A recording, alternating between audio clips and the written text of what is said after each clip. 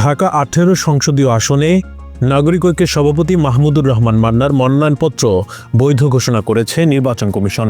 হলফনামা ও আয়কর রিটার্নে তথ্যে অসামঞ্জস্যতার কারণে প্রথমে তার মনোনয়নপত্র স্থগিত রাখা হলেও পরবর্তীতে সংশোধিত কাগজপত্র জমা দেওয়ার পর যাচাই বাছাই শেষে তাকে বৈধ প্রার্থী হিসেবে ঘোষণা দেওয়া হয়।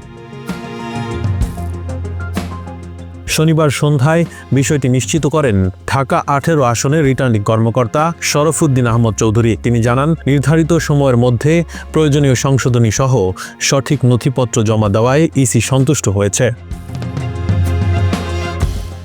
এর আগে শনিবার বিকেল ৩:৩০টার দিকে মনোনয়নপত্র যাচাই বাছাইয়ের প্রাথমিক ফল ঘোষণার সময় মান্নার মনোনয়ন সাময়িকভাবে স্থগিতের কথা জানানো হয়। তখন তার হলফনামা ও আয়কর রিটার্নের তথ্যে গড়মিলের বিষয়টি উল্লেখ করা হয়।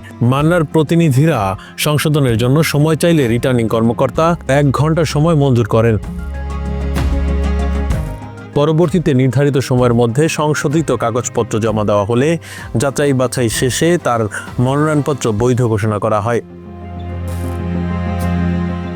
মনোনয়ন বৈধ ঘোষণার পর প্রতিক্রিয়ায় মাহমুদুর রহমান মান্না বলেন, এর আগেও আমি কয়েকবার নির্বাচনে অংশ নিয়েছি, তবে এবারের পথ যে এতটা কঠিন হবে তা আগে কখনো দেখিনি। আজ নির্বাচন কমিশন আমাকে বৈধ ঘোষণা করেছে, এজন্য আমি আন্তরিকভাবে কৃতজ্ঞ।